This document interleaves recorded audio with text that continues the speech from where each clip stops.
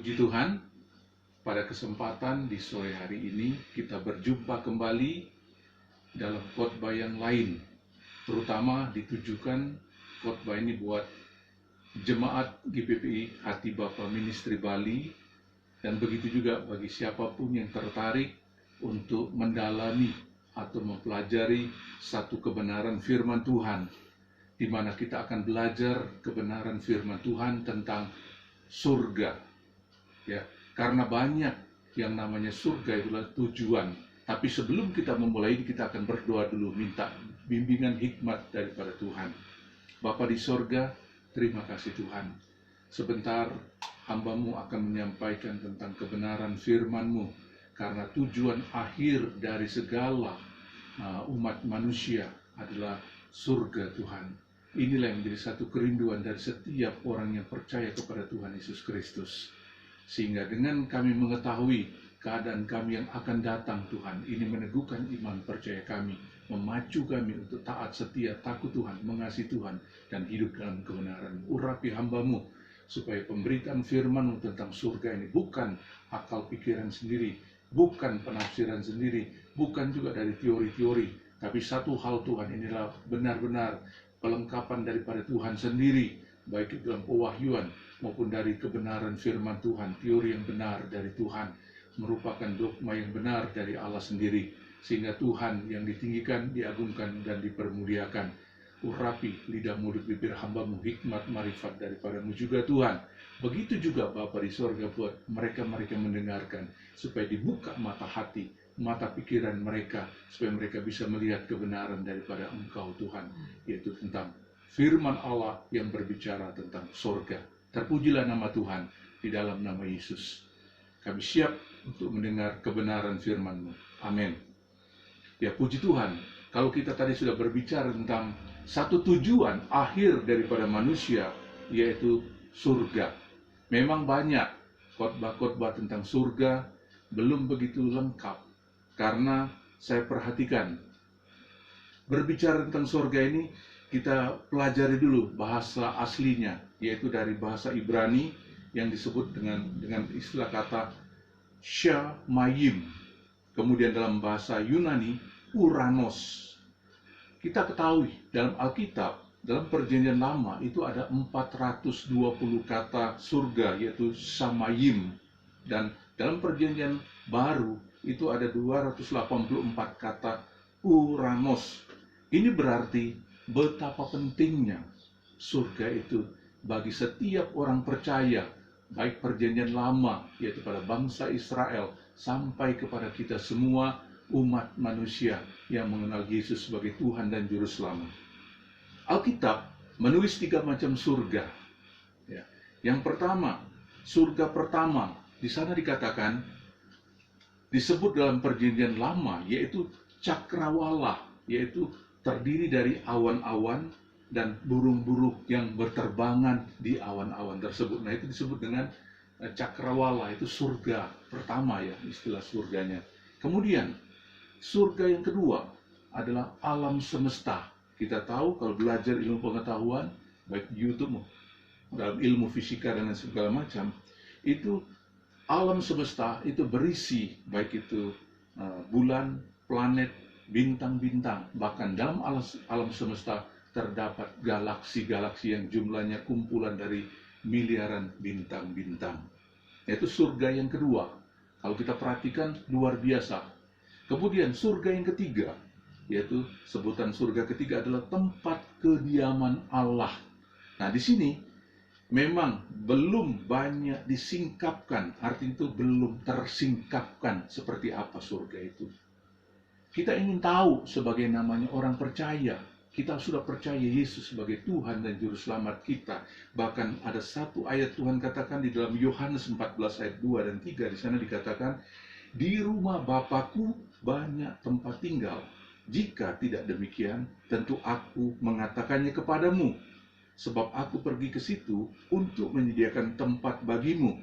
Dan apabila aku telah pergi ke situ dan telah menyediakan tempat bagimu, aku akan datang kembali dan membawa kamu ke tempatku, supaya di mana aku berada, kamu pun berada.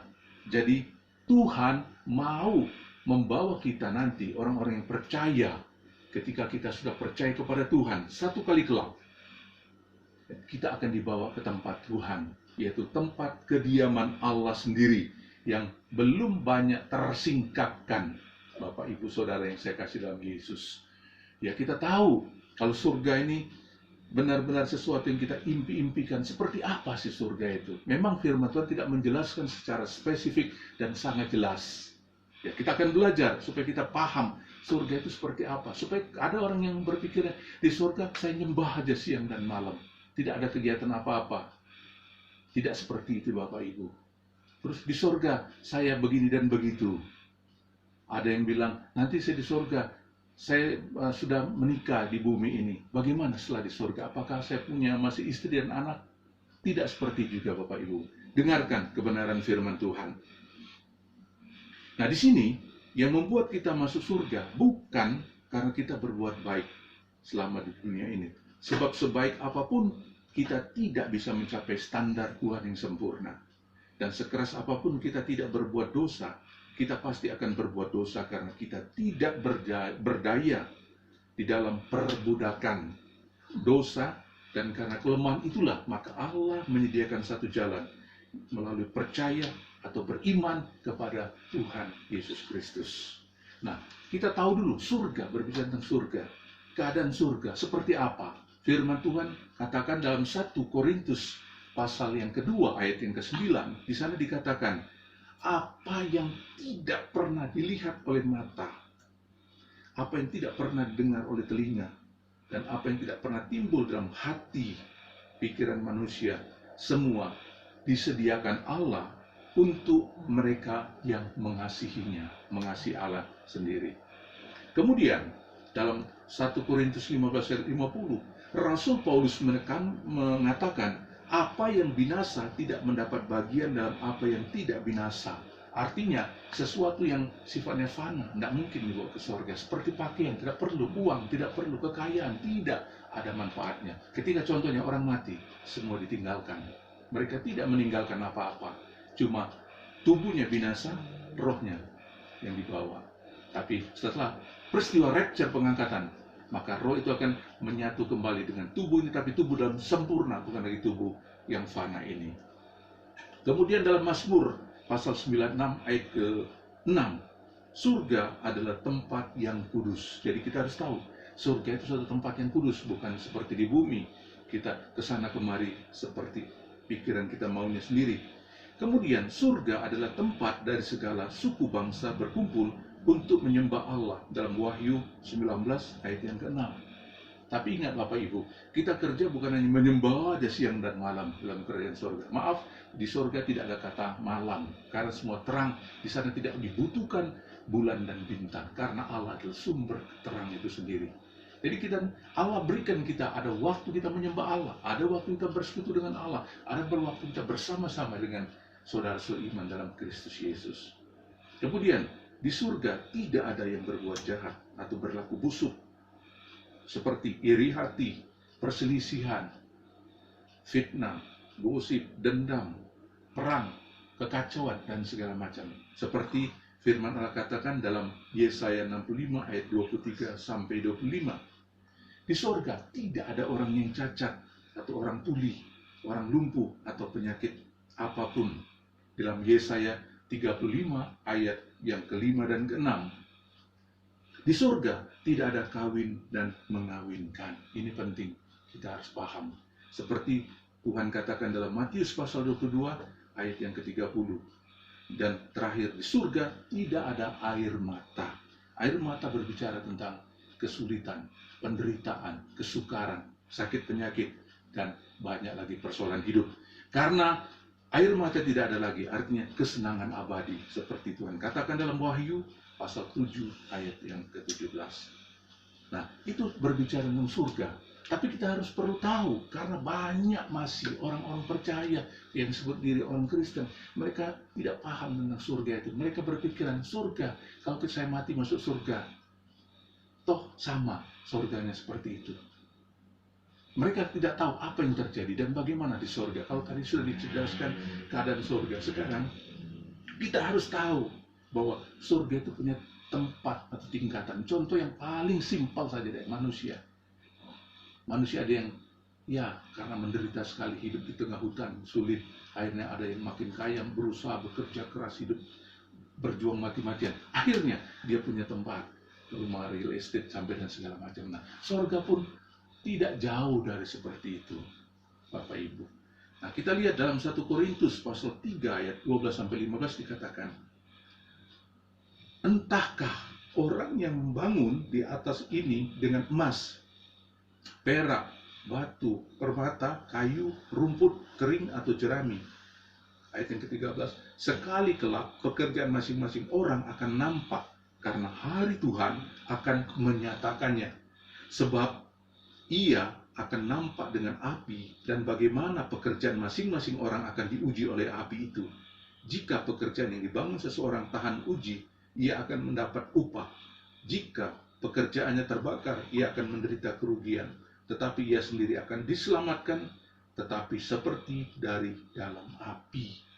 Nah, dasar kebenaran firman Tuhan sudah tegas, sudah jelas dalam 1 Korintus pasal 3 ayat yang ke-12-15. Kita pun, makanya selama masih hidup saat ini, pergunakan yang sebaik-baiknya Bapak Ibu.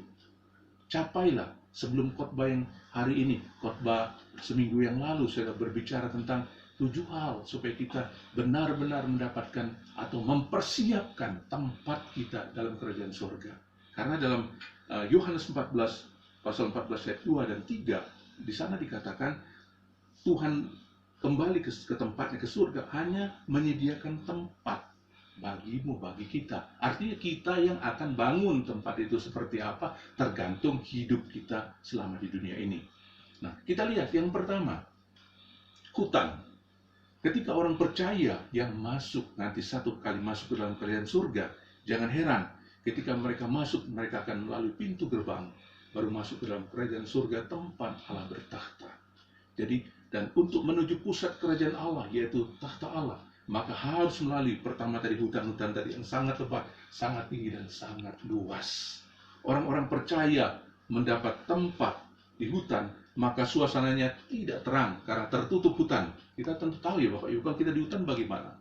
Ya, kita harus sungguh-sungguh dekat melekat kepada Tuhan. Makanya supaya jangan sampai kita posisi di hutan, di mana banyak pohon tinggi, akhirnya terang itu tertutup sehingga suasananya seperti sayup-sayup. Nah, kehidupan di surga penuh dengan kebahagiaan dan sukacita di dalam kebenaran. Karena di sana tidak ada kejahatan dan setiap orang selalu mengutamakan kepentingan orang lain dan saling melayani dengan kasih. Betapa menyenangkan di sana.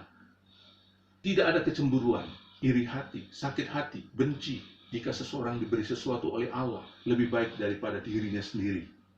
Sebaliknya, mereka merasa bahagia dan gembira melihat orang lain menerima sesuatu yang lebih baik dibanding dirinya, karena Allah membalas menurut iman dan perbuatannya. Siapa saja yang tinggal di tempat ini atau iman seperti apa yang mereka miliki, yaitu tingkat 1 surga, tingkat 1 saya sebut hutan ini. Itu punya kriteria. Yang pertama, orang-orang yang menjelang kematiannya baru bertobat, terima Yesus sebagai Tuhan dan Juru Selamat, dan mereka tentunya belum sempat melakukan buah pertobatan, tetapi sudah meninggal, maka disinilah tempat mereka. Ya, karena mereka baru bertobat, meninggal, tapi belum melakukan sesuatu. Yang kedua, nah ini banyak yang terjadi, banyak penglihatan terjadi. Bahkan secara jelas tadi firman Tuhan 1 Korintus 3 12-15. Nah di sini banyak para pelayan Tuhan pun yang katanya mereka menuntun pada hari Minggu, tetapi kelemahannya tidak mau mengunjungi jemaatnya ketika mereka dalam suasana mendalami penderitaan, kesulitan. Kedua, tidak memelihara mereka yang miskin, yang cacat, yang tua, seolah-olah yang tidak berguna, padahal mereka berharga di mata Allah. Para pelayan Tuhan yang tidak mengorbankan hidup mereka, artinya mereka hanya untuk mencari kesenangan, mencari harta, atau mencari apa. Ini sesuatu yang sangat saya biar bertobat. tidak mengorbankan hidup, dan senang, ingin dihormati, maka mereka tidak memiliki upah di sorga. Firman Tuhan katakan, bukan saya katakan. Ini dalam Matius pasal 23 ayat 5 sampai 12. Baca itu dengan benar. Nah, kondisi orang yang tinggal dalam hutan sorga, yaitu pertama, tempatnya sangat jauh sekali dari takhta Allah, artinya paling rendah dalam kerajaan Allah. Karena Allah pusatnya Yerusalem baru, takhta Allah di sini sangat jauh sekali. Yang kedua, orang-orang yang ada di hutan mengenakan pakaian yang tidak putih, artinya karena mereka mati, mereka tidak bisa atau belum sama sekali mengimplementasikan buah-buah pertobatan, sehingga mereka tidak putih pakainya, tapi putih kecoklatan. Dan yang ketiga, tidak mengenakan mahkota, ya kan, mereka belum menghasilkan buah-buah pertobatan. Dan keempat, mereka juga tidak menerima upah pribadi, kekayaan atau rumah, karena mereka tidak sempat melakukan sesuatu apapun bagi kerajaan Allah selama mereka hidup dalam dunia ini. Jadi inilah Bapak Ibu, kita perhatikan siapa saja yang tinggal di tempat ini, iman seperti apa yang mereka miliki. Kalau saya sebut dengan iman tingkat pertama, dan kondisi orang-orang yang tinggal surga, jelas firman Tuhan sudah disampaikan. Ya, untuk kita akan akhiri dan kita akan lanjutkan dengan khotbah minggu berikutnya, yaitu dengan khotbah judul yang kedua, bagian yang kedua dari tentang tingkat dalam surga, 7 tingkat dalam surga. Ini yang baru pertama, bagian pertama tentang hutan. Sebelumnya surga sudah dijelaskan. Ya, kita akhiri dan kita akan berdoa. Bapa di surga, terima kasih Tuhan, kalau pemberitaan firman-Mu sudah disampaikan, supaya setiap siapapun yang mendengarkan, terutama jemaat GBP Hati Bapak Ministry Bali, maupun siapapun yang terdorong satu kerinduan, ingin tahu surga seperti apa, dan di mana posisi mereka setelah mendengarkan firman ini. Mereka sadar, mereka bertobat, mau berubah, supaya mereka melakukan apa yang mereka bisa lakukan, supaya mereka mendapatkan tempat yang terbaik, apa yang mereka sudah lakukan selama di bumi ini. Terpujilah nama Tuhan. Tuhan, biarlah untuk berikutnya Tuhan, bagian yang kedua, tetap Tuhan sertai hamba-Mu, supaya disampaikan melalui hikmat marifat, tentunya berdasarkan hikmat daripada Allah, melalui Roh Kudus-Mu, berdasarkan firman-Mu sendiri Tuhan. Terima kasih Tuhan, di dalam nama Yesus, hamba percaya, Tuhan teguhkan, kuatkan mereka-mereka mendengarkan kebenaran firman ini Tuhan, baik melalui video, melalui YouTube, melalui apapun, Tuhan ditinggikan dan dipermuliakan. Dalam nama Yesus, hamba sudah berdoa dan mengucap syukur. Haleluya. Amin.